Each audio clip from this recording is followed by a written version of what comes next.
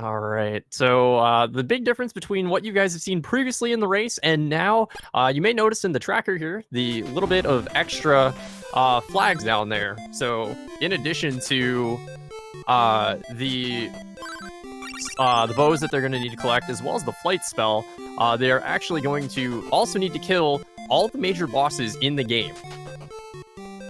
Right, and collect all 4 of the swords. So those are the, that's what the story mode flag is, which is one of the major ones. There's some other changes too, such as some glitches that weren't normally enabled before are now enabled. I don't know if you happen to notice, but Sho there took a 15.2 second loss because he forgot to hold down on the controller when pushing start, and it caused him to lose 15 seconds to Steve there. And we got a Sword of Fire start here.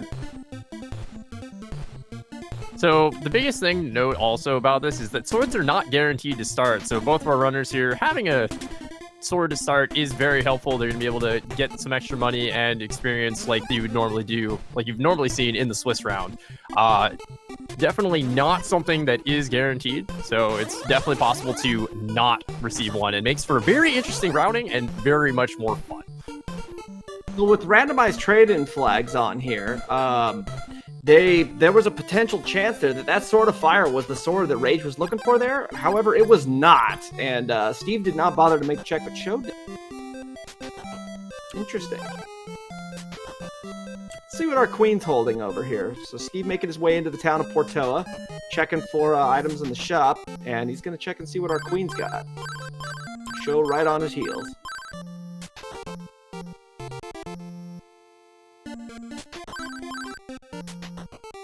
Right, Oops. after utilizing the statue glitch there, doing a little bit of an oof, we get the windmill key. So I wouldn't be surprised to see, yep, Steve wild warps right back to the shrine there. He's gonna go over and get that key turned in. We're gonna get 1 item just for opening that cave there, and then there's also 3 more that they can get inside with their current equipment. Steve, remembering that he can check Rage to see if the Sword of Fire is the correct sword, goes over to make the play, and he's going to be disappointed to see here that Rage is going to blast him right back out the door. And we got a race here. Sho may have taken a 15.2 second loss in the beginning, but they're at the same spot already. He kind of made up all that time. In fact, if anything, he's slightly ahead. Yeah, he is definitely up a little bit right now in terms of XP and money. They're about the same, but I believe, yep, Sho did buy a couple things early.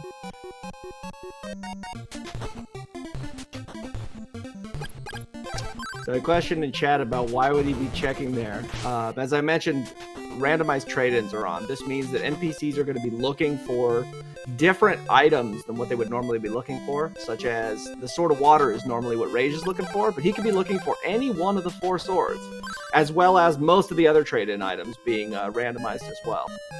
So we have a bit of a divergence here in strategy. Steve opting to go back, Wild Warp out. He's going to check to see what the, if he can purchase anything in the shop. And Sho just walks back around. Now, it is technically slightly faster to Wild Warp back out and walk back. But because he did some shopping and some other things, it ended up costing him a little bit of time. And they're rewarded for walking in the refresh location with the Ball of Fire. So super nice thing here. They're going to get the extra damage for having the ball there. Also gives them access to that level 2 charge spell, which can be super good for multi-hits. But as you can hear, that wonderful flailing sound there means there's flail guys. Nobody likes flail guys. Do you like flail guys, Patrick?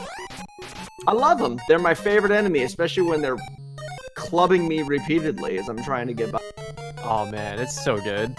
Looks like the upper level floor here, though, is a little bit nicer. And we find our first Mimic. I'm super happy. Runners should actually check to see if they can kill that. You know, in the last race that we had, Nightdew, in the spirit of you, flight in the windmill cave. Look at that. But Nightdew, in the spirit of you, opted to keep track of the Mimics since you were not there to do it because you were in the race. That is true. So the flight spell is going to give them access to a lot of different locations. It's going to give them ocean access. It's going to give them access to fly up different slopes. It's going to let them fly over different rivers. And it's basically going to open the matchup considerably. On top of the fact that they have the Sword of Fire, they can either go and check the Waterfall Cave right now, or they can head straight over to Cordell Plains, which it looks like Steve's going to go for Cordell Plains right off the bat. I love this. Meanwhile, is gonna go back to Portoa, and he's going to check that Waterfall Cave. I love this. We're getting Divergence. It makes me happy. I super love Divergence.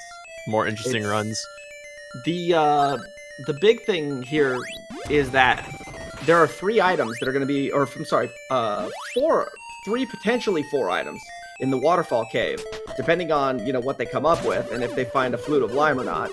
And over on the Cordell Plains side, without hitting Mount Saber South, there's actually only 2 locations available in Cordell Plains. There is the Onyx statue spot, as well as Aurelius's basement, until they head back over on the Mount Saber South, which they are able to fully clear outside of handing the bracelet to Tornell. And that's another thing that's randomized, because we don't know which bracelet he actually wants yet. That is true. I wonder if our runners will remember to check that when they're over there, or if they, find the tornado bracelet, they might just take that over there. Steve's stopping here, and he is checking here. Oh, baby. It was an ivory statue he wanted. Interesting. Oh, so that first item that they found right off the bat, that was a trade-in, and he was rewarded with, I missed what it was. Sword of Wind. Was the Sword of Wind. Very nice. That's once they find the Ball of Wind, that's going to give them some access to all the rock walls. So I noticed there was a question in chat that was asking about what's the number to the right of the level. That is actually the scaling factor, and what that does is that controls the prices of items, it controls the strength of monsters, the amount of experience you get, the amount of gold that drops, and it scales up whenever you find a unique or key item, and it ensures that all areas of the game at all times are going to be competitive no matter where you have to go. So the entire game is going to scale up as you continue to make progress through it. Sho using our statue glitch there. Let's check it over on the for some chests here. He finds the Ball of Wind. Steve, meanwhile, picking up the Psycho Armor in the basement of Aurelius's and a love pendant. So no progression yet coming out of Waterfall Cave. Now we know that once Sho makes his way over to Bryn Mawr and hands that ivory statue to Akahana, he's going to get that Sword of Wind, and that's going to open up a whole lot more checks for him. How about that, Ghost? I mean, I'm super excited to see that, because we've already got Flight. It means we can go over to ESI. We've got all of that open now.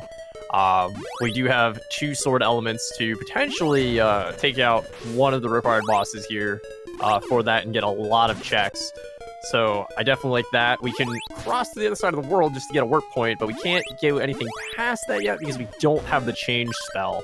But that being said, we've opened up a ton of caves once we get the Sword and Ball of Wind.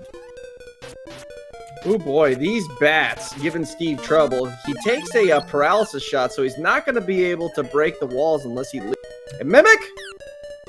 We have another Mimic. Number 2.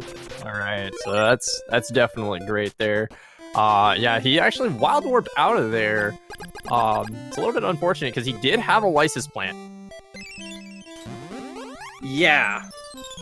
Well, I mean, he also was out of mana, so he probably wanted to go back and be able to hit the inn here so that he could quickly get his mana back so he could utilize that. But nope, never mind, I am completely wrong. Don't listen to me, I have no idea what I'm talking about. Do you ever really know what you're talking about, though? No, not today, especially. I didn't think so. Sho picking up his Psycho Armor there. He's going to be happy to see that. The Psycho Armor is nice because it's actually going to continue to increase in its armor all the way up until they hit level 8, where it caps out. And so, that provides them with solid defense, and it also gives them that regen ability that is so notable. It will definitely help you out in a pinch, especially if you're in an area that you can stand still and get that health back. I know a lot of runners will lean on that early, especially when they don't have the refresh spell, myself included. There's that Lysis plant. Glad he has it. And Sho picks up his Sword of Wind. Now, I wonder what he's going to do because he already got the ball, so he might actually get something else. He might actually not go to Saber West here and check out those items. Yeah, I mean, the thing is, you're close by to set Mount Saber South. There's the Tornado Bracelet location as well as the entire mountain. But because you'll notice Sho here going in the backside of the Windmill Cave I was just about to mention, the Vampire Cave is open, and so he can go straight after the boss and get those couple of checks that he missed. Not a surprising play at all. It is an additional 3 items that they weren't able to access before. And it could pay off in spades. Well, this just in, Matrick. Steve did find the Ball of Thunder. So that's definitely fun. And Sho coming back with a Sword of Water. So that's super good because since this is story mode, you do need all the swords. And one other thing we failed to mention so far about this wonderful, wonderful flag set is the sword charge glitch. You want to fill us in on that, Matrick? So the sword charge glitch is something that's necessary to be done in places where you could save the game. And what it does is you take a sword that you have the ability to charge with, and then you basically execute a glitch where the game equips you with a new weapon but doesn't actually update as to whether or not you have the correct items for it. Storm Bracelet is what Tornell is looking for here at the top of the mountain. So basically, yeah, it abuses a glitch in the game where the game doesn't actually update what your equipment is until you go into the menu. So because of that, we got another Mimic. And yeah, so basically they're able to utilize swords they do not actually have balls for, and they can charge and get through.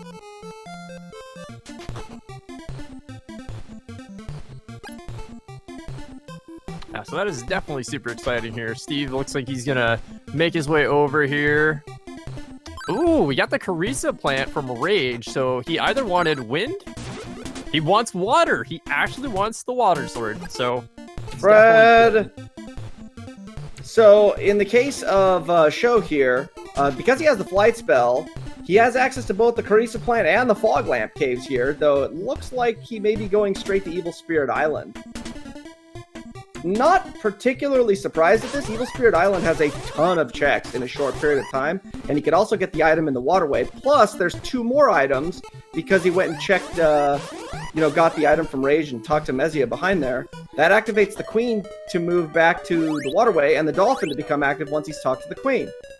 So yeah, there's a ton of additional checks here, and this is a play that's going to get him a lot of items in a very short period of time. I definitely like this play out of Sho for sure. Steve, meanwhile, is in the waterfall cave right now. He's gonna get his extra Mimic there that we actually missed earlier, and it looks like the power ring is what's on the Angry Sea. Yep, the barrier location, once they find that glowing lamp and that broken statue, is that power ring. Sho, meanwhile, Asina was holding on to a consumable, and because his inventory was full, he got nothing. So healing the Dolphin also resulted in nothing special, but did he forget he could fly right over and check the item? I'm not sure what his play is here. I think he's going back and he's gonna check the caves. It's definitely what he looks like. Or he's filling up his MP here? I don't... Nope, okay. No, he's gonna go check the caves. Okay. Yeah, gonna check out the caves. I was gonna say, if he's refilling his MP before crossing the ocean, then I'm not gonna really agree with that. So it's a little bit of wasted money, but no, if he's gonna check the caves, this is okay.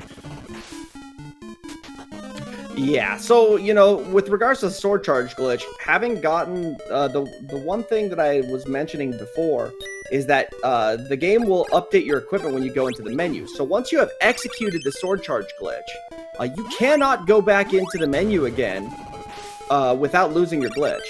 So at that point, you have to be, fairly certain that you can get through the area that you're in, and hopefully you don't get poisoned or paralyzed or something, because otherwise your sword charge glitch run is over.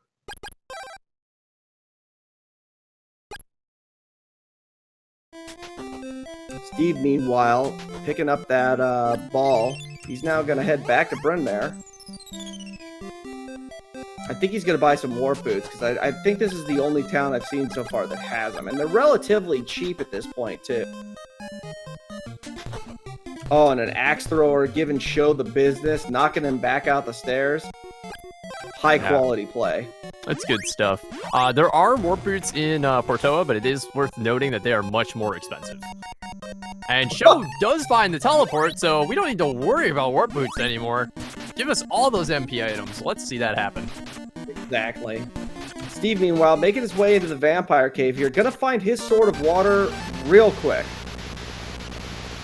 And the question is, does he go back to Rage right away, or is he just gonna continue to hit all these different caves he's got available? He may consider waiting until he gets the Sword of Thunder just to be guaranteed. At this point, he realizes it's 50-50 whether or not he's got the correct items, because he couldn't get it when he had the other two swords. Yeah, and he did check, so it's definitely an option. Knowing Steve, he may actually go through and make that check. The only reason I'm saying that is because he's gonna wild warp out of here more than likely. I think he's gonna save onto those warp boots and know that he can make that check going to the caves now that he's got the orb and the sword. Right. Yeah, it is on the way, especially if you're going to check Harissa Plant right off the bat. And there is Steve finding that final Mimic, knowing he's got nothing left to do, wild warping out as mentioned, and we're probably going to see a Rage play.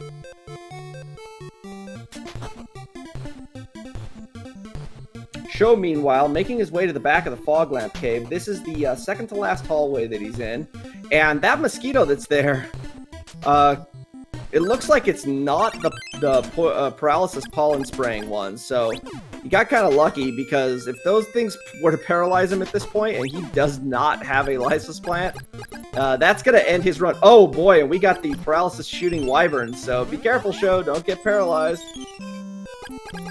Oh, he's got it. So what's the last item here? The hazmat suit. Well, that doesn't sound familiar to me at all. Patrick, what's up with that? So, a new thing that has been changed here in the most recent version is that the gas mask has been changed to the hazmat suit. And the reason for this is because what it now does is it takes the functionality of the environmental terrain immunity that used to be on the leather boots, which were converted into the speed boots, and they move it onto the hazmat suit. So on top of protecting you from the poison swamp, it will also protect you from things like the damaging swamps, moving spike floors, and those kind of environmental hazards. The speed boots have lost that functionality, and they are simply a speed increase. That definitely makes it sound much more worth using, that's for sure. You know what else is great? The waterway had the glowing lamp. There you go, halfway to that power ring. And again, more divergence. Sho in the Carissa Plant Cave. Steve on the island of Joel right now. He's gonna check the item shop here, and then I imagine he's gonna go to Evil Spirit Island, which I'm super happy about.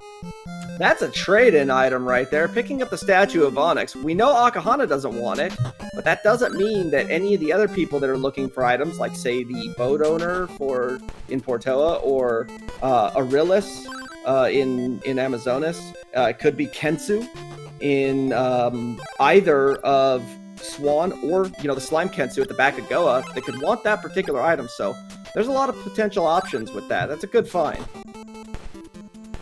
And a magic ring to round it out. I mean, we're happy to see that. He's got teleport, so getting a full MP refresh, always good. As mentioned here, Steve heading into Evil Spirit Island. For those of you that are familiar with the any % run of the vanilla game here, this is a dungeon you don't get to see because it is skipped over by using the Ghetto Flight glitch. Something that is actually in logic right now.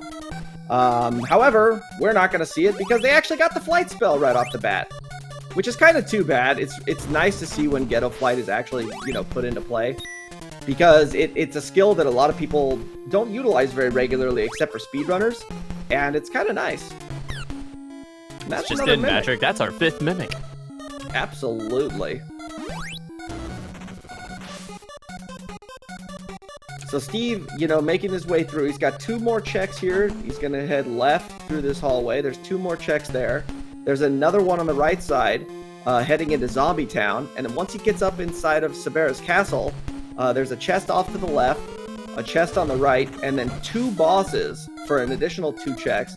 Plus, if they're able to actually kill Sabera, then there's an additional check on Clark at the end of the whole dungeon. So There's a lot of stuff here if they can full clear this. This is a extraordinarily lucrative play.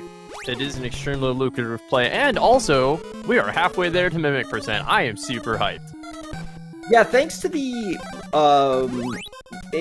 inclusion of story mode flag, there's a lot higher chance that here in these bracket flags, we're going to see Mimic percent because they're going to need to full clear all the major bosses of the game. If you notice, there's a bunch of new buttons here on the tracker that refer to the different bosses. As a result, they are required to kill every incarnation of the Goa Generals, plus Dragon 1, in order to be able to access Dragon 2 at the end of the game. Whereas in the previous flag set, all you needed was the bows and the ability to kill the boss. So that was that's probably the biggest change here with this flag set compared to anything else. It's kind of disappointing too that they've gotten everything so early here as far as, you know, swords and balls are concerned, because now there's no sword charging we're going to see unless they need to do it for a boss. We aren't going to see sword charge glitch probably at all in this flag set, or this seed. Well, it's still possible because we've only gotten orbs. We haven't gotten any bracelets yet, so it's still entirely possible that sword charge glitch can be utilized, and it's definitely something that, if you know where you can execute it, it will definitely help save you time for sure. Yeah, I mean, you can get a lot of extra damage on it if you have the correct sword for a boss. The problem is, as I mentioned before, that you can only do it in areas where you can hard save the game. This means overworld places, inns, or very specific checkpoint rooms that there's only a couple of throughout the entire. Some of them mentioned, did we add more mimics to the game? No. 12 is the base number of mimics that there have been since the beginning, and that has not been increased. 12 shall be the number of mimics, and the number of mimics shall be 12. And that's a good trade right there. Throwing away a medical herb and picking up a magic ring. Steve, happy to make that trade.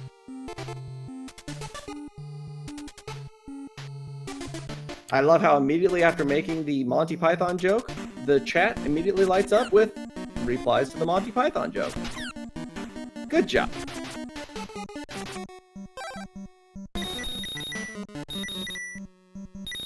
So Steve opting to switch from the sword that was actually damaging the vampire to one that doesn't. Now, normally, that's something that can be abused, so you can make it so that basically the vampire doesn't really move. However, it was so low on health that it didn't really help Steve at all. He could have probably just stuck with the sword he was at and only had another hit or two on it. Sho clearing out all of Mount Saber South. He's running out of locations to check at this point. He's going to have to head out onto the ocean. What this means is that since we've seen almost every location... Oh, bye! There is our Sword of Thunder. Almost all the way at the very back of Evil Spirit Island, getting warped out and sent straight to Shiren right at the very end of the dungeon. Gigantic troll face from the game, and no one's going to be happy to see that. It's nice to get the Sword of Thunder, not there. Yeah. Not there. Yeah, so one thing that our runners could have done the second they saw that, they could have actually reset right there, and it would have taken them back to the front if they made that checkpoint there. And they would have been able to stay there. They would have had to redo the vampire boss fight, but you're still there, you're going to finish it out, and then once you do, go back down one floor and get the sword, because you can always warp back. But, if I'm not mistaken, this is the flag set that has added the Zombie Town warp point, is it not? You are 100% correct on that match. It really doesn't matter, and it wouldn't really be worth it, because now that Zombie Town has been added into the game as a warp point, getting warped out of Evil Spirit Island is not the worst location, but it is kind of a bummer, because those two checks you're going to have to come back for. And that's kind of the, you know, the crux of the whole thing. You're just going to have to backtrack for it, regardless. That is very true. So, when you get teleported away with the Sword of Thunder, wherever you are in the world, it'll take you to the town of Shiren right now. And the town of Shiren is on the other side of the world. As Gozen had mentioned earlier, you know, they had access to Swan, but without the change spell, they couldn't get to the other side. Well, now they have access to it, because Shiren leads right to Mount Hydra, which leads into Goa Field. And so, because they have the flight spell and the Sword of Water, they have multiple ways of accessing it at this point. So Steve's going to go ahead and full clear all of Mount Hydra here.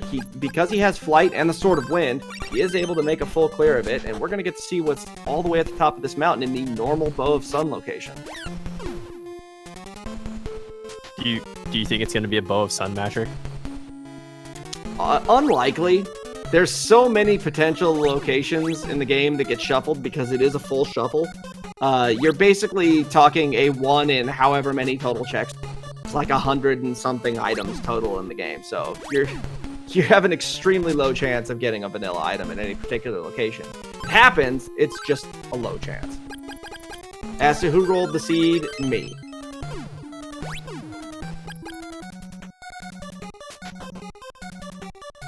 So, oh, that is a bummer. But you know what? Steve has the recover spell. Doesn't matter that he took that paralysis right there.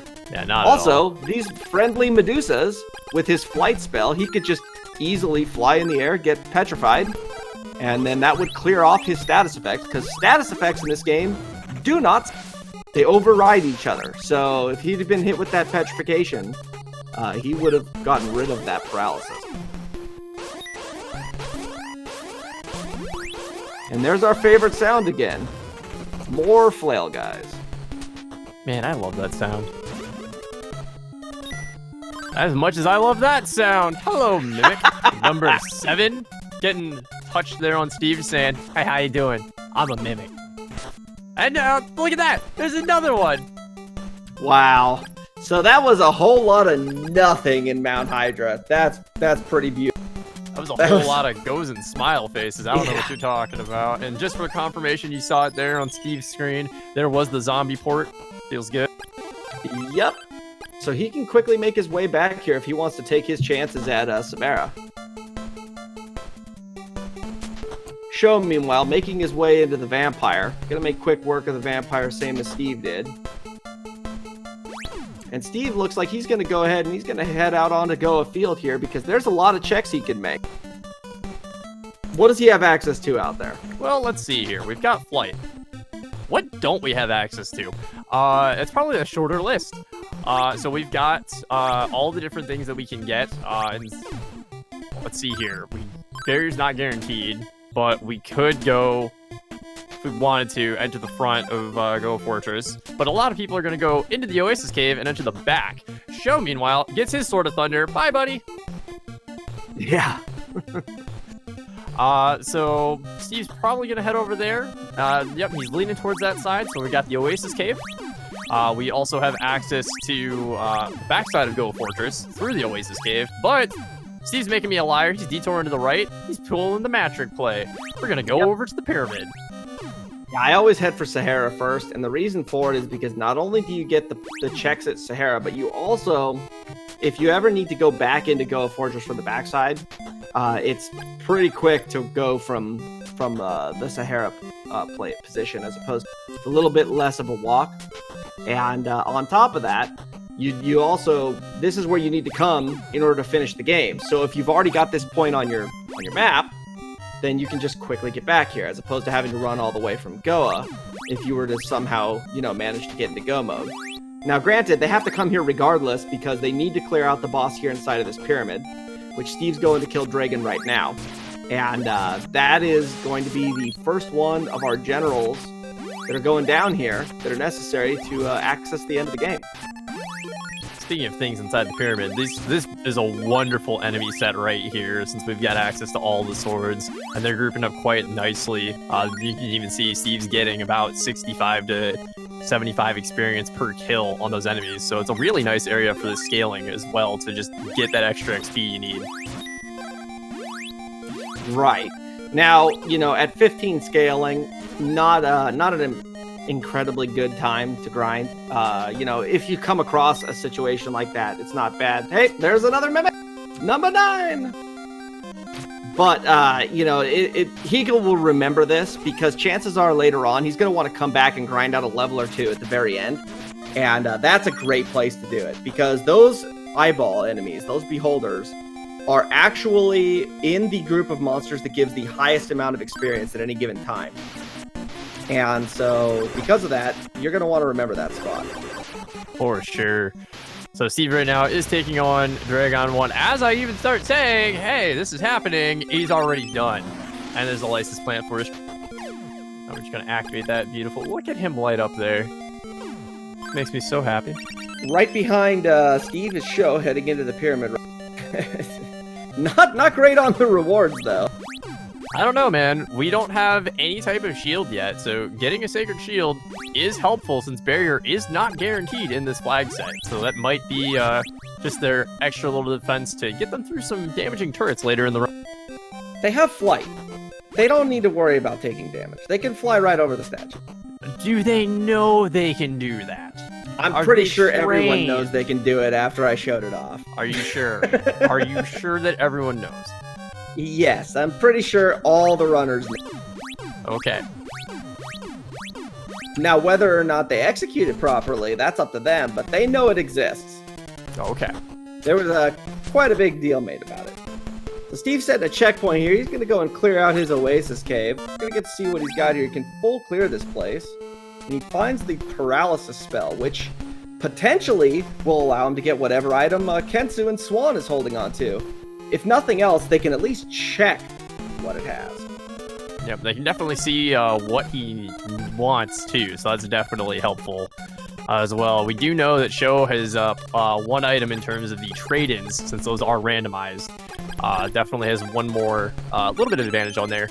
It is worth noting, Steve did find all 3 opals, Sho having 2 of those right now. I actually don't remember where the difference in the opals were found. So Gantetsu in chat mentioning that the Sacred Shield protects from paralysis. That is incorrect. The Sacred Shield now protects from the Curse Beam that turns you into a slime. The paralysis was moved to the Ceramic Shield, and the Mirrored Shield was added into the pool of items that are potential. And so now you can find not only the Psycho Shield, which still protects from paralysis and petrification, but the Sacred Shield and the Mirrored Shield are in the pool as well. The Ceramic Shield does need to be purchased, but it does protect from paralysis if you opt to purchase it. So it is worth noting that Steve did find the Flame Bracelet here.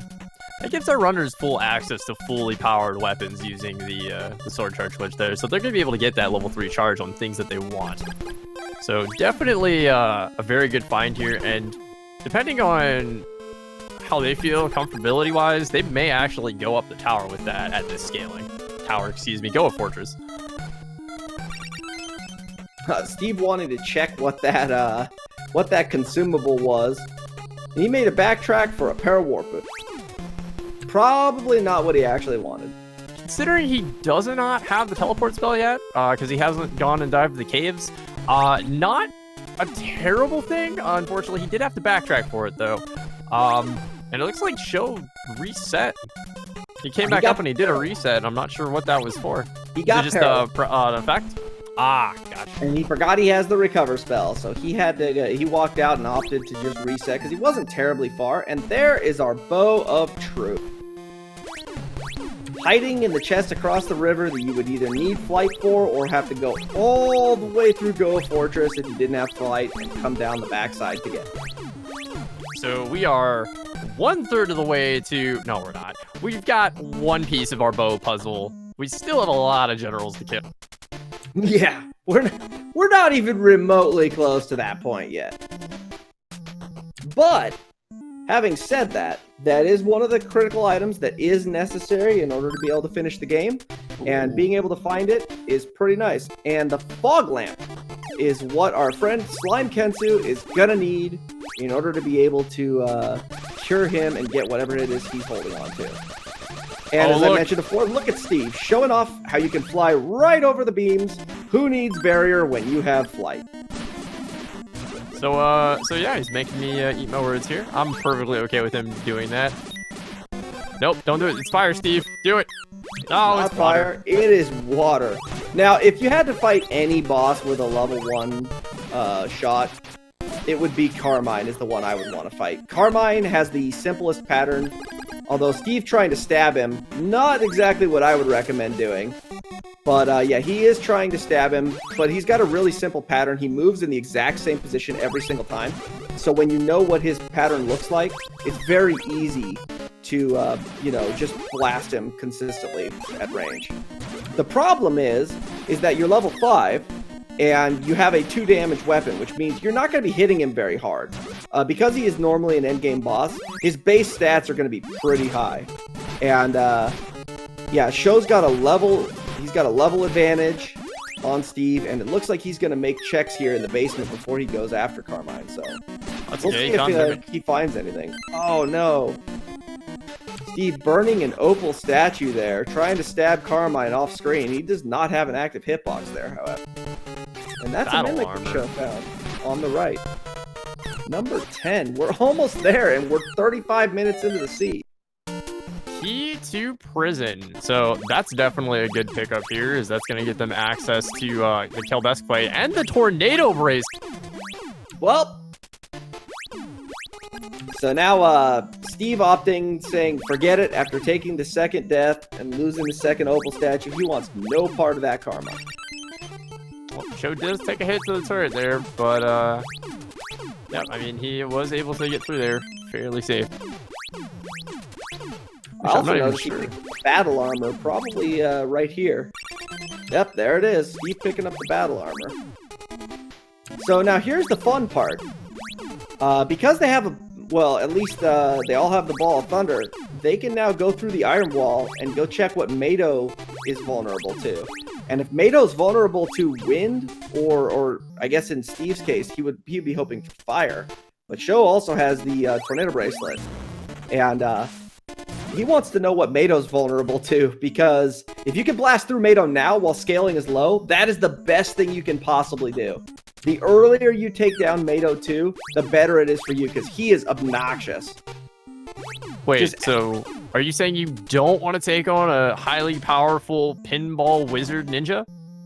No, if you want to fight a ninja cannonball, you want to do it when you have low scale, because he's a massive jerk.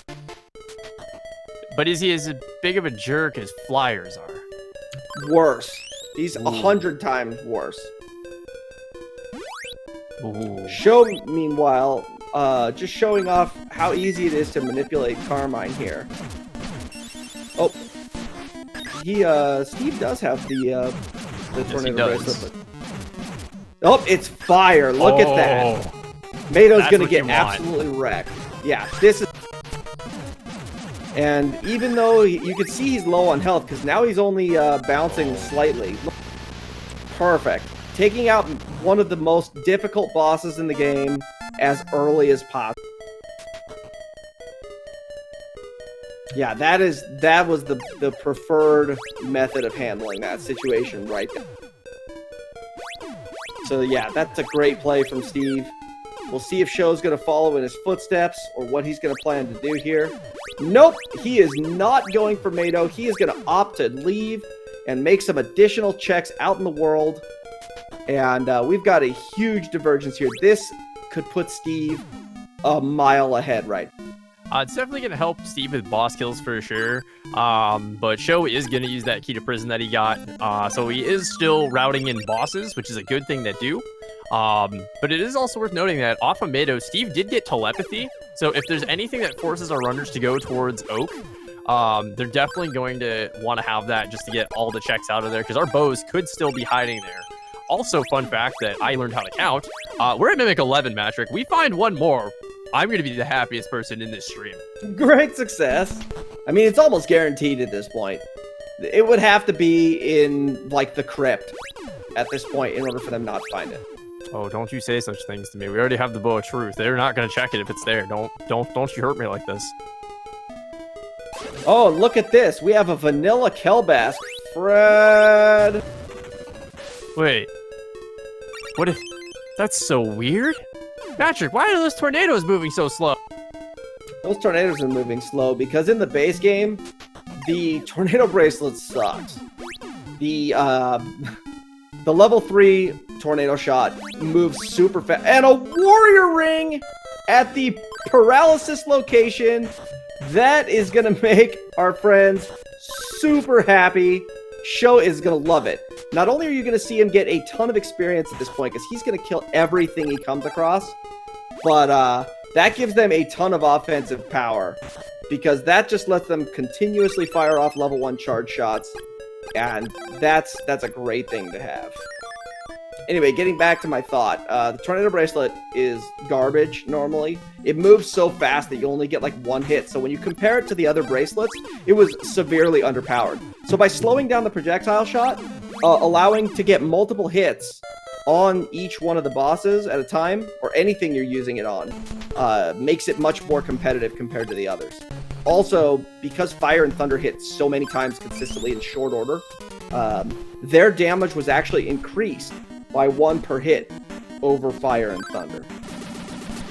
So, what you're telling me is, if I just understood you correctly, Tornado is viable and is good. Yeah, it's great now. Uh-oh. We have another water vulnerable boss here in Sabera. Oh, but wait a minute. We have another problem here. So, Steve is unable to break the defense on Sabera 2 here, and even though he has the correct sword, he can't damage her. Or, I mean, he's just going to do 1 damage per hit. So, that's going to put him into a situation where he's going to want to leave. Because you don't want to... In a tournament race like this, the higher your scaling gets, the more HP they get. You don't want to go 1 damage at a time on bosses if you can avoid it. There's too many other places for him to check. So, big thing to note here, Sho did find the change spell. So that is a couple more turn-in locations, including the Amazon's location there, as well as if we ever find the fog lamp there, it's going to be Brokahana there in Goa. So definitely worth noting, our runners will definitely want to pick that up at some point. Right. Also, the other thing to mention is that with that change spell as well, they could also hit up Dio out on the field there outside of Sahara. So that's an additional check that they can make. Our old buddy Dio, who doesn't normally hold a lot. Oh, never mind. That. Looks like somebody got the Dio first and turned him into a pair of rabbit boots. Steve's gonna make this play on Kelbesk here. This way he'll basically have... Oh, and we have both Kelbesks that are vulnerable to win. So yeah, and the other thing by going in the front door, he also triggered the Shiren Massacre, which means that Meta 1 is also available. So basically at this point, once he kills off this Kelbesk, and he kills off Meta 1, the only bosses that are left are going to be Sabera 1 and 2, if he hits Kelbesk 1 right away. That is so true. yeah, he'll be back on the bow hunt, and that's all he'll need to go to go mode. Right, he'll be flying at that point. Now, because he's coming in the front door here and he's taking down Kelbesk, all of Sabera 2's area is open, and there are 3 additional items here you can check. Sho, meanwhile, making his way up to Mount Hydra here, gonna be highly disappointed with the complete lack of value here that he's gonna come across. That is very true. One thing to note about Hydra, we still haven't found the key to Stixie. So that is definitely still something that could hide our bows. It could also hide our other bracelets here that we're missing, because we do know we need a storm bracelet for a turn-in over on Saber West. Wouldn't that be beautiful? That the final thing that they find is the storm bracelet at the back of the crypt, and that's where they're... oh no, it couldn't be in the back of the crypt, but it could be at the back of Stixie. Where with, you know... Oh, you know what it could be? It could be a key of Stixie hiding inside of the crypt, which would then lead to getting the storm bracelet, which would allow them to somehow finish the game at that point. They already have truth, so it couldn't be. I was like, that doesn't make sense. No, it couldn't be. I'm trying to find a way to make the crypt viable, but basically at this point, there is none. Dead. Yeah, Crypt is dead. Unfortunately, Crypt is dead. Bad. There is no I way. was trying. I was trying. No, I know, and I appreciate that, because that could be where our 12th mimic is. I know, and I feel. I'm hoping. Okay, I'm hoping. I know, and I appreciate that because you support me in the Mimic % cause. You know what? Take it back. Here's what could happen. Oh no. They go into the back of the crypt. A boss is going to jump out of the chest and warp to a random screen, and then they got to find it. How's that? That would be the final. If I knew for a fact that was actually a possibility that was coded in, I would be so happy for that. Unfortunately, I have access to the code and know that that's not the case. But I'm going to go with that anyway, so that sounds great. It'd be sweet. Let's make it happen. Steve! I know you're in the race right now, but make it happen. When you watch this VOD later, please take this as the suggestion. Hey, look, the orb of water. There it is. So that actually might make Steve go back for, nope, never mind. I take that back. He is not going after Sebastian. I'm kind of surprised since he is right here, but I guess it's not too far out of the way to go down and do that. It is actually good that he is going over here, because it looks like he's gonna do his check with the key to prison, which will net him that warrior ring. So that will definitely be something helpful. And he's just wants to make me a liar today. He's gonna go check caves. I'm thinking caves, or maybe he's just getting the level real quick before he does it. Caves. Yes, Oh, no, Steve, yes. stop it. What's he doing? All right. Okay, there we go. Oh, Steve giving me a heart attack here. He's like, I don't know which way to go. I'm a shimmy right, shimmy left. Goes, and I know you're talking about this. Come on. So Sho is going to go ahead and use that change spell. He's going to head back to Amazonas, see if he has the correct item that our old friend Aurelius is looking for. Never mind. I take that back. I'm a liar as well. He's going to the swamp. Do any of us even know what we're commentating right now? This know is what? obviously a Pokemon run. We're making an effort here, but our runners are listening to the commentary and just intentionally making liars out of us.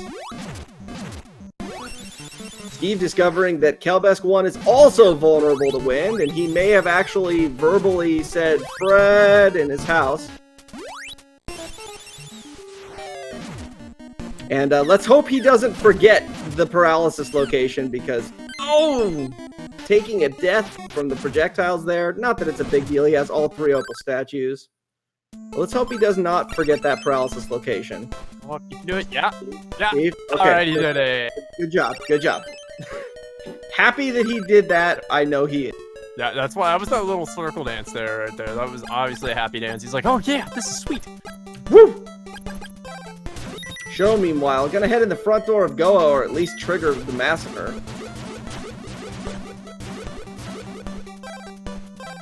Yep, looks like we're going to the front door. He's gonna make short work of Kelbesk here, and then probably go into Sabera's area and find that ball of water. And I would not be surprised if he decides not to just go and full clear the rest of the fortress at that point. Because, I mean, he's thinking about it himself. Well, I got 2 bracelets. Once he clears Sabera's area, he'll have 2 balls.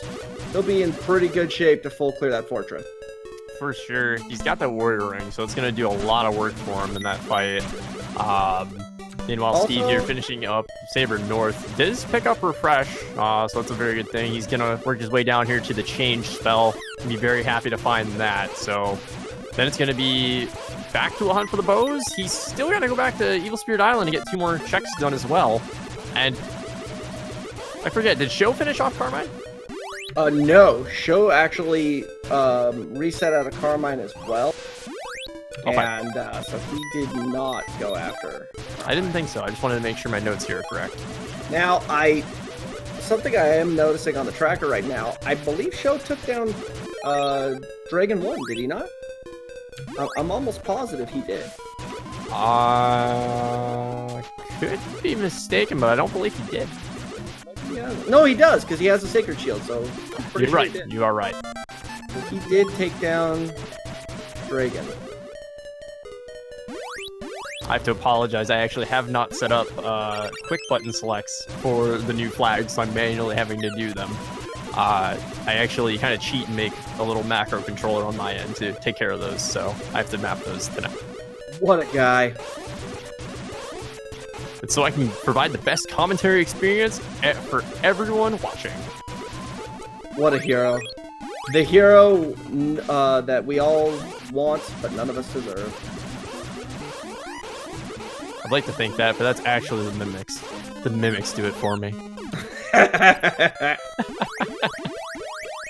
Sho, meanwhile, making all the checks here in Sabera's area, about to find that ball of water. We'll see if he decides to go through the rest of the fort. I would think that's the play. Now, granted, when he realizes if he does make this play right now, taking down Sabera, and if he's able to go through, he'll find he could have done Mado and gotten all this a long time ago, and he might not be particularly happy with having left beforehand. Because, yeah, Mado was holding on to that telepathy spell. I forgot that Sho doesn't have that yet, which is why he wasn't going to the swamp. Yep. He went there, he got the port, and he went, oh yeah, I don't have this. But he also opted to not check Stomp's. Interestingly enough. Honestly, and I think that's partly due to the new flag set, because you've got 2 goals in mind now. You've got this kind of the boss kill focus as well as the bow hunt focus. You do have that little bit of where exactly do I find a good balance in routing, because it's more things you're thinking about. So our runners might still be adjusting to that, even though they had a bit of time before now to get that acclimated. Sho taking down Sabera 2, no problems here. He's utilizing that warrior ring, and he's going to head into Mado's area here. Steve, meanwhile, has made the backtrack to Evil Spirit Island. He's going after Sabera.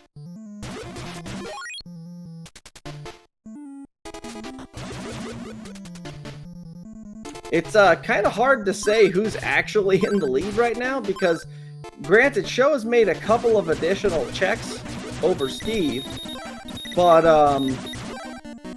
what he hasn't done is Sho has access to teleport, where Steve's been relying on warp boots. So, even though Steve has managed to keep himself with a pair on hand a lot of times, this is a place that Sho could actually start, picking up time a little bit here.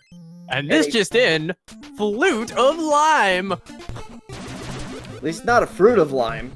That's true. I mean, it at least gets you a check.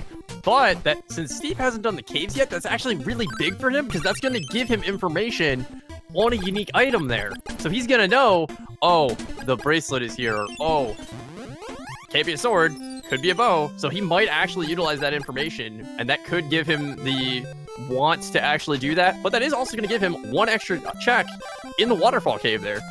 Yeah, if I'm not mistaken, that's just going to point him directly to teleport, because there really wasn't anything else there. That is correct.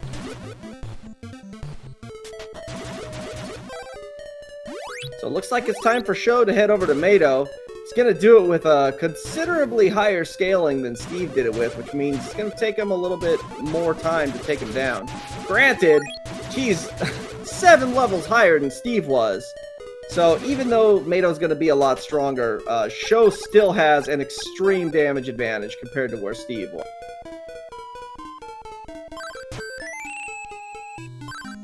Yep. And what do you know? Yep, and the teleport spell was actually really early in. So here's the thing. Because of the way the hints are structured, it checks for the fog lamp locations first. Then it moves to the Carissa meadow, and then the item in the middle of the Carissa plant. And then from there, it goes in, checks from the furthest back chest, the 3rd chest into the fog lamp cave, all the way to the front. And the teleport spell was the 2nd item in fog lamp cave. So knowing this information, when Steve finds teleport, he's going to know that there is bunk the rest of the way in there, and he's just going to leave right away. And what do you know? Did you see what Steve got? Yeah, and I'm super happy about this. So he's going to check the caves, he's going to pick up his teleport, and then he's going to book over to Stixie, because that is exactly what I would do right now in this position.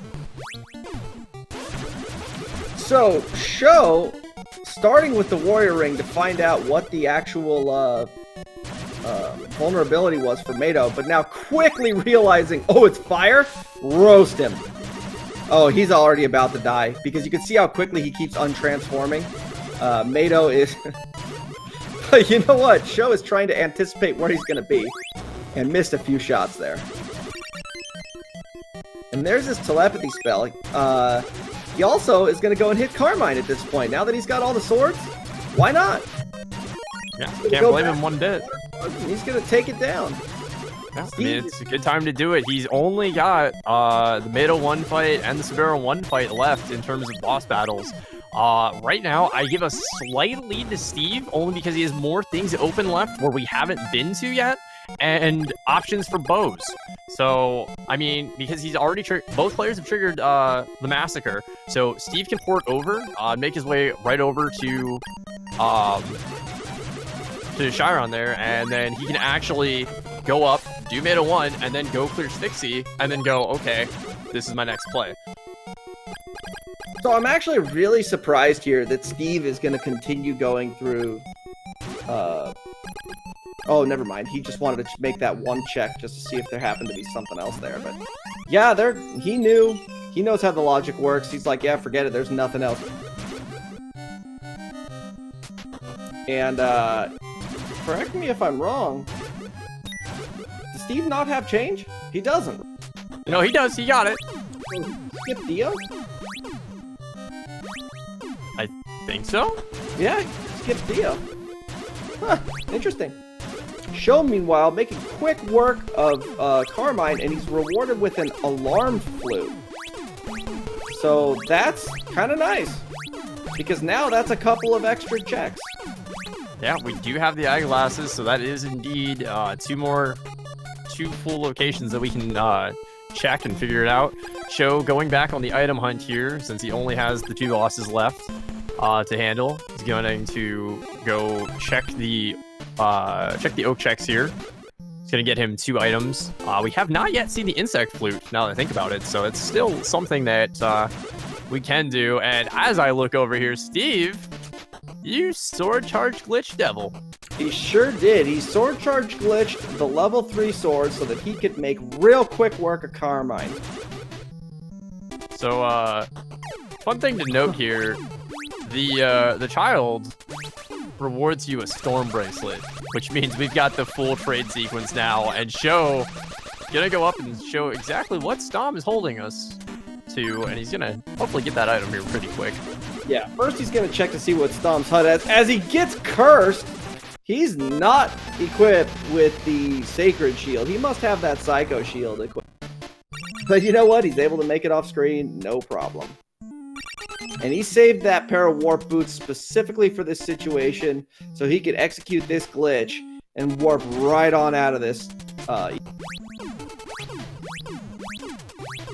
Where he's rewarded with the Bow of Sun. Look at that! All right, so we need 1 bow left. We need 2 bosses left. This is actually just kind of exchanging hands here because of where things are going. Sho's routing in here, Made a 1 fight. Just to note, though, he does not have the key to Stixie, so if the bow is in there, that's definitely going to help put Steve back in this. But right now, this is a very, very neck-and-neck race. It's just one little thing that keeps changing positions here, and I'm super excited to be commentating this race. Yeah, this is our first look at Mado 1, and he's also weak to fire. Jeez. Fire is our hero today. Boo. Iron Neck.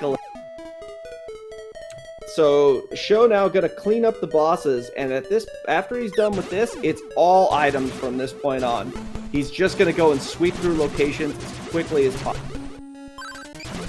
But here's the good news. Since he's coming through here,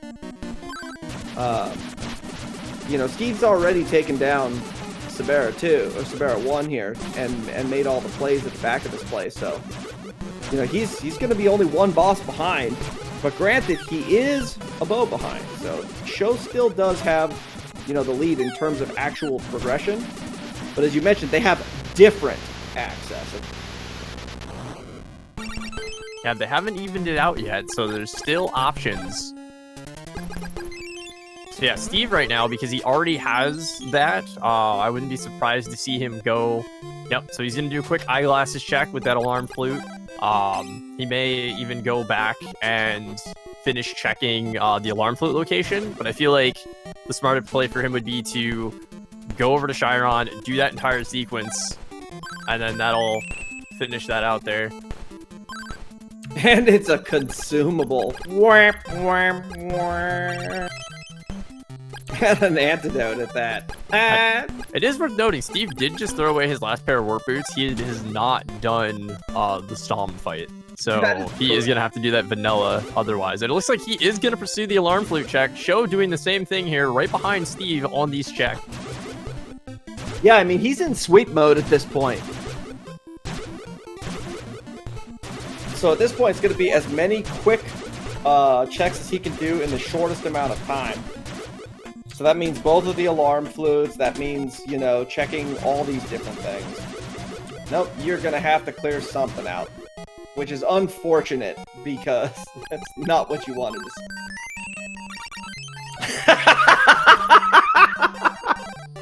A double alarm flute antidote. Beautiful, beautiful game. I love it. So, what does Aurelius want today? She wants a beautiful charm. So she wants the lovely pendant. Oh, it's vanilla! There it is! That's go mode! That's crazy.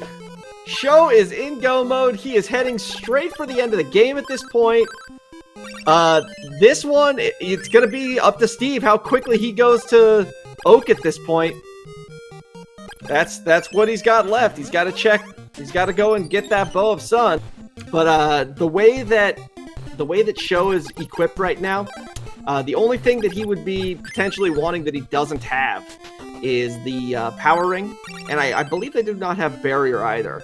But because of that, hi Bert. Because of that, Sho is armed to the teeth. He's got tons of levels.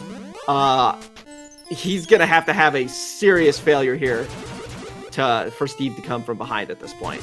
Yeah, he's gonna have to have either a really bad fight with Dragon or a really bad tower. But Steve hasn't done this fight yet, so that's also gonna add into it.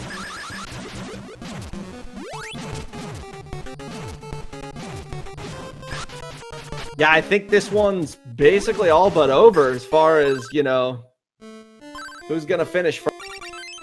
I mean, because Steve has, like, I mean, he's got the key to Stixie. You know, he's got checks. He's got the Carissa plant. He's falling for the Stixie bait, like I said earlier when we didn't know. It's a great play. It's 6 checks. Right. I imagine at this point, he's gonna find barrier. Hopefully not Mimic, but he's gonna find barrier. Yeah. Hopefully the Mimic. Who would say such a thing? He's gonna find barrier, and there's a extremely high chance he's also gonna find the statue, the broken statue, to get that power. That is true. That is definitely a possibility. Or yeah, not knowing where your opponent is, you know, that could easily be something that would be worth a short amount of time for, because it is a short play to do it. He's probably also going to find a pair of speed boots. Yeah. But it's all going to be too little, too late. Yep. Sho, meanwhile, not getting the greatest pattern here on Dragon, but, you know, not the worst.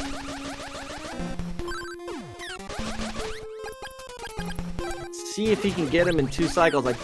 I don't think he's gonna get him with a double storm because he doesn't have the power ring. I'm gonna guess it's gonna take 3, which means he's gonna need one more opening. Yeah, he's gonna need 3 for sure.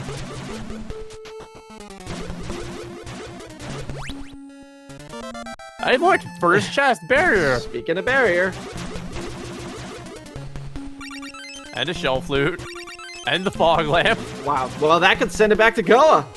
Yep. He might go back to Kensu. He might. And Dragon 2 has been slain over on Sho's side. He'll be in the tower here in about 15 seconds. And we're on our way to the end.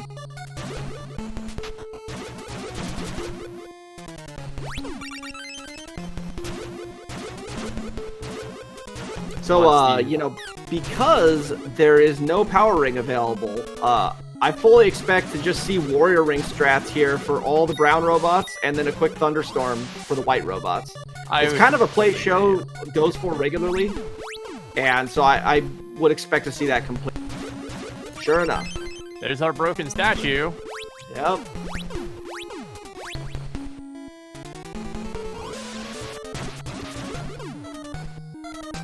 So the interesting thing at this point is... There it is. Number 12. Mimic percent achieved. Thank you, Steve and Sho. You have given us what we all came for. So, fun fact, they were also the first race in the Swiss to get us to Mimic percent. And they're the first race here in the bracket stage to do it as well. I'm complete right now. we actually are, we're no longer attached to the race. It really doesn't matter who wins or loses. We got all 12 mimics. Everybody, show's over, folks. We're done here. Wait, that's not true. Hold on a darn minute, because there's a double header tonight. What? There's another race after this? Who's in that? You're darn right there is. I think, if I'm not mistaken, it's our wonderful friend Cross Product, and he's versing some guy named Gozen Gata. Oh, Gerzen. That's right. Gerzen Gorda. That's right. Stick around, because we have our very own Gerzen Goda, who's here on commentary with me, alongside Cross Product, who's also a Speed Gaming regular here with a number of different events that he's involved in. Sho taking down the second level with ease. He's moving up to the third level of the tower, and check it out. Steve going and handing that fog lamp into Kensu, finds the speed boots, and he's back to make it. And look at this. As I mentioned before, he's going to go make that broken statue play because, like I said, especially with the speed boots, it's not that far out of the way, and he wants that power. Yep, I can't blame him. I mean, having Power Ring, being able to do super comfy high damage strats in the tower, very good thing to have. We do have some questions in the chat about the Mimic percent. Mimic percent is just our gag percent race that happens that you just find all 12 mimics between both players during a race. There is nothing with that yet. Hopefully, Steve is still continuing to work on that as an actual flag set, to where you'll have to kill 12 mimics, and that will put you into the end credits. But right. while we're elaborating on this, Sho forges the crystal sword there. He's gonna go up to our lovely Dyna fight here. And did you just call it the crystal sword? What is this, free enterprise? It's obviously free enterprise. We're doing a Pokemon free enterprise Digimon randomizer. Yes, so look at this. Sho going full man mode here.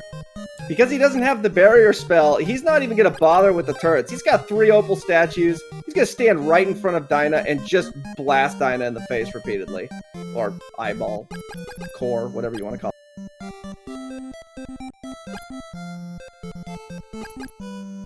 So yeah, at this point, Steve's running out of checks.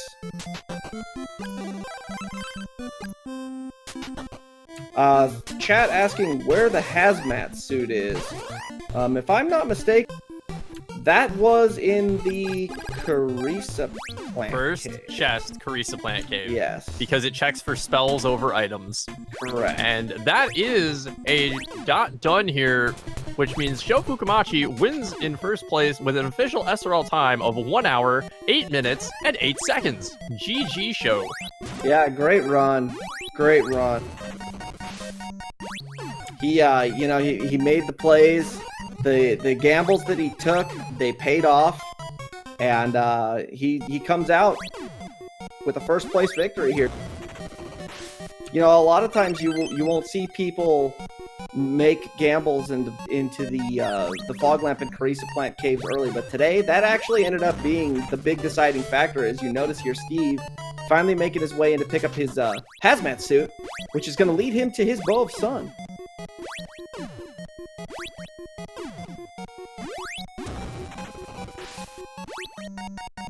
Yeah, unfortunately, there's nothing here in the meadow for Steve, but I mean, at this point, he may as well just check it just for completion's sake, because he has no idea.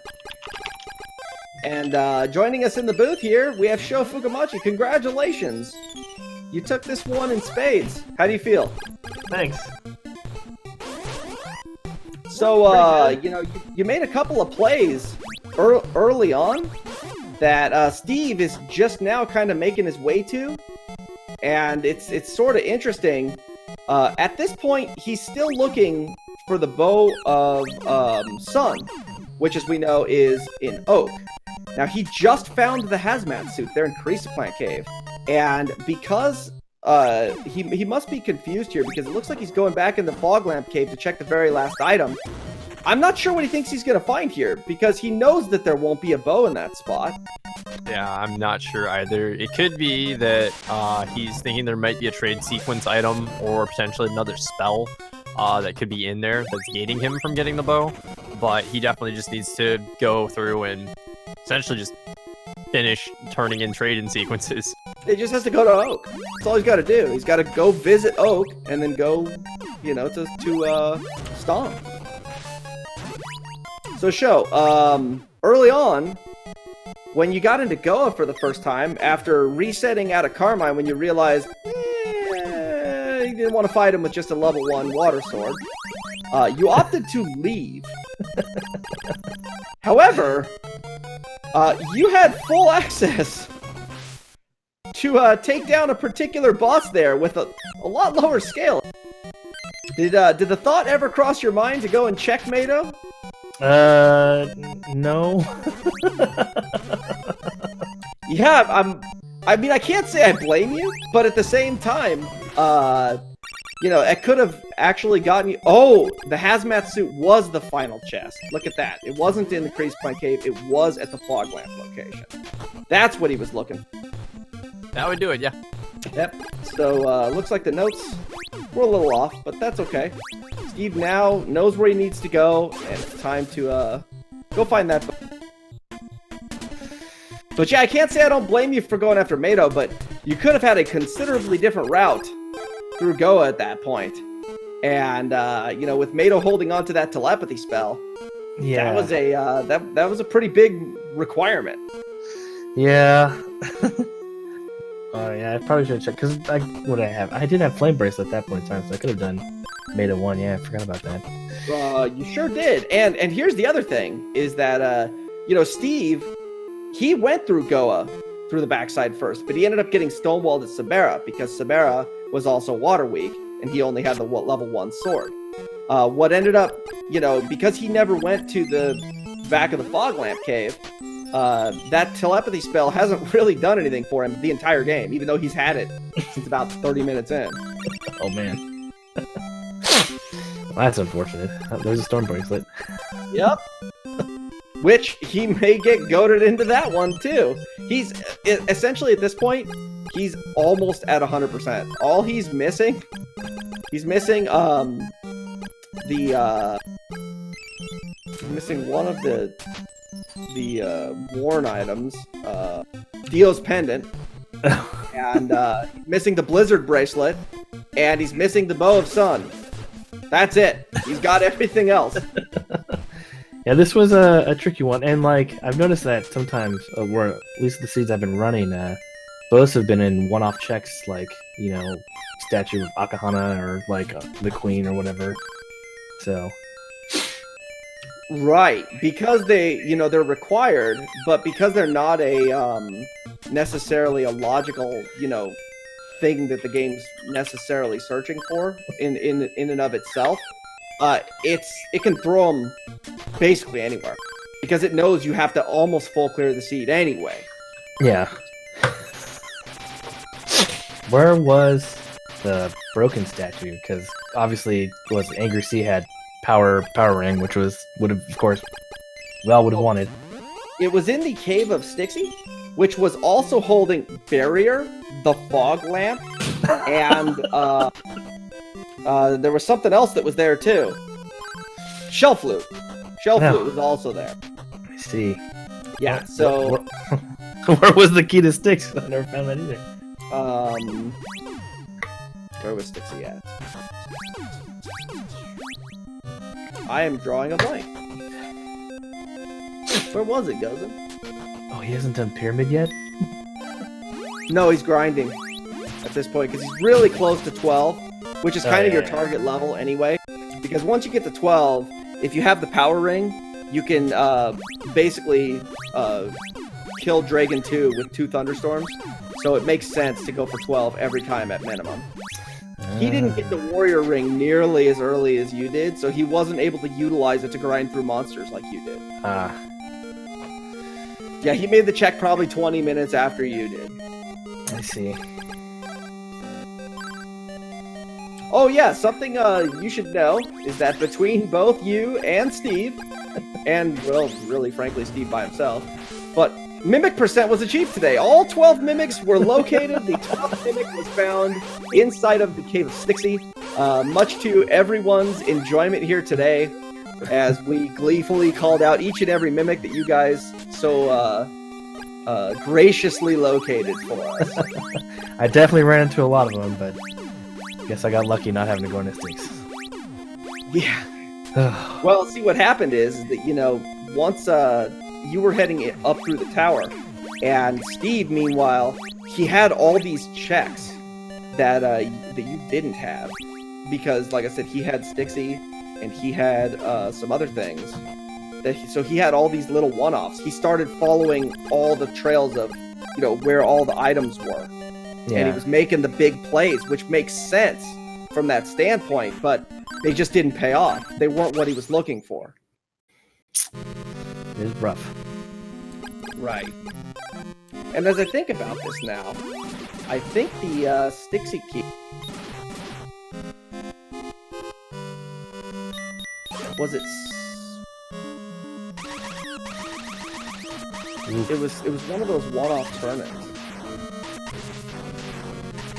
Probably would have been the Tornell or Kinsu and Swan. But I didn't turn anything there. Actually, I didn't even go to Swan. Yeah, I don't think you went to Swan at all. Nope. Yeah, I'm totally drawing a blank as to where it was, but it you know, he had access to it. God, where were Speed Boots? Speed Boots were on Kensu. Slime Kensu was holding on to them. Yeah, you weren't gonna find them. You had basically a 0 chance. Yeah. I mean, the quickest time I've run on these flags, it's like an hour and like 3/10 or whatever, and I did it without Speed Boots. It was one of those lucky everything item was kind of in the right spot at the right time. Well, I'd like to point out to you that you basically hundoed this seed in less than an hour and 10 minutes. Now, compare that to where you were when you started this tournament. Oh my god. And how long it would take you to get through some of those Swiss flags that didn't require the things that this flag set does. Yeah, I mean, I guess the practice. We're talking like a third of the time. It's an incredible improvement, and you know, something that, you know, as one of the heads of this community, is great to see. And you know, I'm absolutely, you know, proud of both you and Steve for all of your guys', you know, incredible improvement that you guys have shown here throughout this tournament. It's been awesome to see that. You know, there's been people like Gozen too, who, you know, basically right before this tournament just barely joined the community, and you know, so many people have made such big, you know, strides in getting times down, and you know, becoming racers of this game. Yeah, it's awesome. It's been so much fun to be a part of. Well, thanks to you guys, you know, forced me to practice. You're welcome. It is worth it though. Like, you know, this is super fun. Yeah, and I've watched my times, you know, go down from like, oh, I was making like 2 hours when I was started in like beginner flags, and just like, oh. Right. Yeah, and that's why I was saying it's been, you know, it's been great because, you know, to see when you see people that go, you know, and make such great strides, you know, as time goes on, it just, you know, we put a lot of, you know, effort into it, put a lot of care, you know. I know myself, I work on, you know, trying to educate people as much as possible and make videos and do things like that. And it's awesome, you know, getting to see, you know, people utilizing a lot of those things. You know, and that's not to say that lots of other people haven't come up with all kinds of different strategies. You know, I mean, there's been things that were found that nobody even knew existed. You know, Axis found a number of things. We've got some great names for a lot of locations where people have forgotten stuff. You know, the tournament has brought along so many fun things that, you know, you wouldn't get if you didn't have, you know, this kind of an environment. Absolutely. been a ton of fun. Yeah, and those videos, man. Like, I learned so much just by watching, like, VODs and stuff like that. You're like, oh, I didn't know I could kill, you know, Dragon 1 really easy. You know? Yeah. Yeah, I noticed, you know, that there was a number of people that were, like, struggling with that fight. And really, when you spend a few minutes with the boss, you realize it's completely free. Oh, yeah. Like, it is completely free. You just have to know how to manipulate it. And, you know, so once, you know, I made that video almost specifically for both you and Steve during the tournament because, you know, it's something that, you know, I saw both of you guys struggling with, and I was like, man, you know, it should be something that, you know, is such a simple fight. It's, you know, you could go there at any time with basically any equipment and succeed. Yeah. You know, getting to see it in action it's great. I did go there at, like, level 1, and I was just tinking him, so, it was like power level 4 or something. It was really weird. Right. But you know what? You're in almost no danger. Yeah, just move right. Yeah, you're basically in no danger whatsoever. He can't kill you if you know how to move around him, and that's why you know, when I was seeing people struggle, I was like, oh, guys, let me help. Steve making his way through the tower, picking up his Crystalis, hitting that max scaling value of 47, and he's off to the races here against Dino.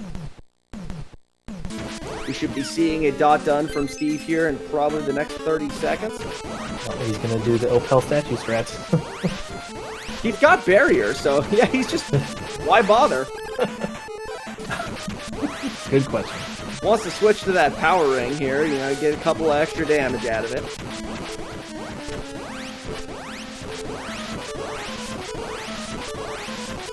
Come on, Dino, open up. Here it comes. That was the annoying part. I was like, well, I've only got 3 Opel statues. Better. It's better work. So, let's see. Who is your next opponent, Sho? Oh, Lord. Oh, you get Tornell. Oh, great. Up against Tornell next week. Woo! So we actually know 3 of our 4 races. By the way, Steve has finished. He did finish with an official SRL time of 1 hour, 21 minutes, and 41 seconds. GG's to Steve as well. So yeah, we do our next matchups. Myself versus Dragon Dark. PMA Foul will be taking on the Axeman, who is our number 2 seed. You get to face off with Tornell, who is the number 3 seed. And the winner of our next match between Gozen and Cross will face off with number 1 seeded Night Dew. Ooh. Steve, joining us in the booth here. Steve, GG's to you, sir. Thank you. Man, GG's. So, got any fun thoughts you want to add to this one? I think that was an emotional roller coaster. The first half of that, or the first 30 minutes, was just like nothing. A whole lot of junk, mimics, and consumables. And then I went into a Saber North, and I was like, oh man, this was awesome. I got all these awesome items. And I think I went in there pretty early, at least relative to when I thought I could go in. And I was like, oh man, maybe Sho hasn't gone in yet. And I might have just turned the tide and might have the advantage now. And then, of course, I see the done, and I'm like, "Oh man, what happened?" So I'm really curious to see what Sho's route was, because that came out of nowhere from my perspective. So really, what the big difference maker here was he did Carissa and Fog Lamp early, and you know, because he didn't have the knowledge of the Fruit of Lime or the Flute of Lime to tell him that, you know, there wasn't like a bow or anything there. He just blasted through them both and full cleared them, and that awarded him that hazmat suit. So when you guys got to the end of the game and it was running out of checks, he just booked it right over to the swamp, and he had everything he needed. Yeah, I think it's the same as a run I had a day or two ago where Tornell was holding out on me the whole time. So, ridiculous. Yeah, I thought that might bite me. Yeah. Well, good game. Yeah, GG's. You know, and thank you for all your work on the randomizer, you know. Yeah, it's been fun. I got to try out my new voice tracker, and it needs some work. So let's take a look here at what we're going to have. So looking at the brackets now. So Steve, your next matchup will be the loser of the Night Dew and either Gozen or Cross match. That will be your next matchup here in the first round of the loser bracket.